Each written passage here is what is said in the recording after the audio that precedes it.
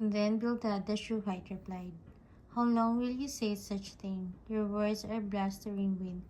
Does God pervert justice? Does the Almighty pervert what is right?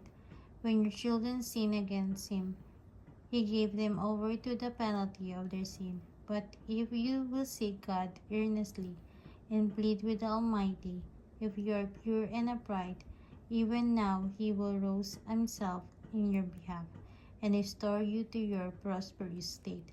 Your beginnings will seem humble, so prosperous will your future be. As for the former generation, and win out what their ancestors learned, for we were born only yesterday and know nothing, and our days on earth are but a shadow. Will they not instruct you and tell you? Will they not bring forth words from their understanding? Can papyrus grow tall where there is no marsh?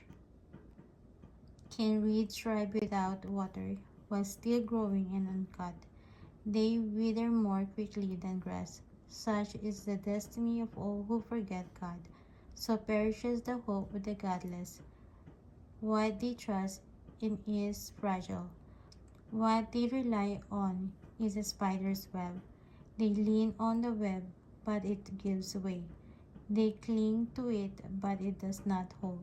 They are like a well-watered plant in the sunshine, spreading its shoots over the garden. It entwines its roots around a pile of rocks and looks for a place among the stones. But when it is torn from its spot, that place disown it and say, "I never saw you." Surely its life withers away, and from the soil other plants grow. Surely God does not reject one who is blameless, or strengthen the hands of evildoers. He will yet fill your mouth with laughter and your lips with shouts of joy. Your enemies will be clothed in shame, and the tents of the weak will be no more.